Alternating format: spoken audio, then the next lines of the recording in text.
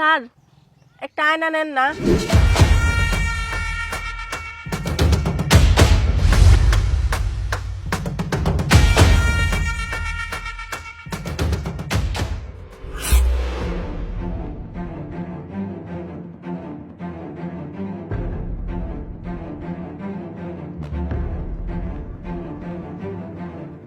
তাবিন, কি করতেছো তুমি?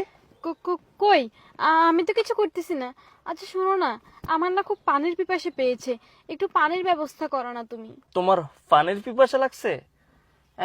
পানি কই পাই বলো? তোমাকে সেই আগে বলছিলাম ঘুরতে বের হওয়ার দরকার নাই, তুমি ঘুরবা, ঘুরার জন্যই তো তুমি পাগল হইছো। আর এখন প্রচন্ড গরমের ভিতরে তোমার পানির পিপাসা পাইছে। কই পাই পানি বলো? এই পাশে কোনো দোকানপাট নাই। আমি জানি না, আমার খুব পানির পিপাসা পেয়েছে বললাম তো। তুমি যেভাবে পারো একটু পানি নিয়ে আসো আমার জন্য।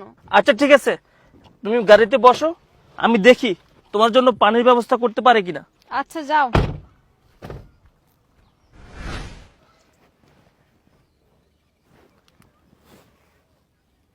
হ্যালো। হ্যাঁ জান বলো, তোমার না হাজবেন্ড আছে পাশে?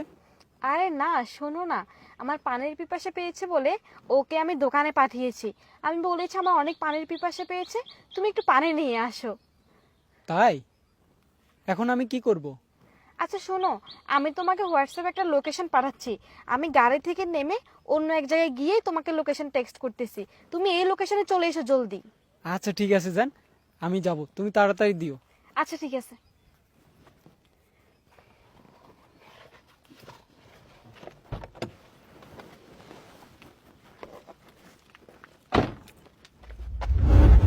এই আরে তুমি আসছো? আমি তোমাকে সেই কখন লোকেশন টেক্সট করে দিয়েছি, আসতে তো দেরি হলো কেন?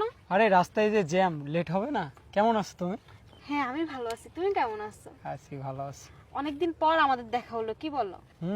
তোমার যে হাজবেন্ড না, ওর তাপে তো দেখাই করা যায় না। হ্যাঁ তুমি ঠিকই বলেছো। শোনো, আমি একটা প্ল্যান করেছি। জান, কি প্ল্যান করছো? আমি শুনেছি খাবারের সাথে নাকি কিছু মিশালে মানুষ সাথে সাথে মারা যায়। তুমি আমাকে এমন বিষাক্ত একটা জিনিস দিবে যেটা আমি ওর খাবারের সাথে মিশানোর সাথে সাথেই ও এই দুনিয়া ছেড়ে চলে যাবে। বলো তো প্ল্যানটা কেমন? অসাধারণ প্ল্যান করছো, বুঝছো? আমার একটা ফ্রেন্ড আছে না, ও ডাক্তারের সাথে সবসময় থাকে, ওর থেকে শুনে নেব আর প্ল্যানটা আমরা সাকসেস করে ফেলবো, কি বলো? হ্যাঁ তাহলে আমাদের জন্য অনেক ভালো হবে, আমাদের রাস্তাটা একদম ক্লিয়ার হয়ে যাবে, আর এরকম লুকোচুরি করে দেখা করতে হবে না। শোনো, ওর কথা বাদ দাও, ওর কথা বলে আমাদের সময় নষ্ট করবো না, চলো আমরা একটু সেলফি উঠি। হ্যাঁ চলো, আমরা অনেকদিন ছবি তুলি না। বাহ বাহ, ভালোই তো নাটক করলা তুমি আমার সাথে। তুমি কি মনে করছো? হ্যাঁ, আমি কিছুই জানি না তোমার? শুনো, আমি তোমার জন্য ফানি আনতে যাইনি, আমি আড়াল থেকে দেখেছিলাম, তোমাকে ফলো করেছি। তুমি আমার গাড়ি থেকে নেমে কোথায় যাও, আমি তোমাকে ফলো করে করে আমি এখান পর্যন্ত আসছি। আসছো তো তুমি ভালোই করছো, নিজের চোখে সবকিছু দেখতে পেয়েছো, এতে আমারই সুবিধা হলো। আরে শোনো, আমি তো নিজেই তোমাকে কিভাবে বলবো বুঝতে পারছিলাম না, তাই তোমার কাছ থেকে এতদিন সবকিছু লুকিয়েছি।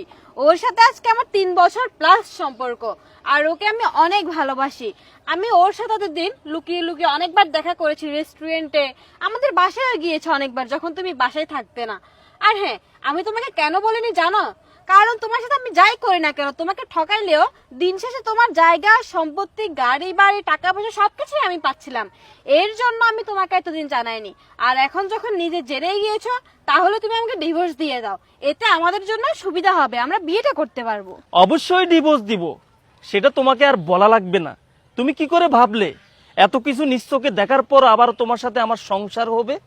শুনো, ডিভোর্স লেটার আমি আগামীকালকের মধ্যেই তোমাকে ফাটিয়ে দিব, তোমার সাথে আমার আর কোনো সম্পর্ক নেই।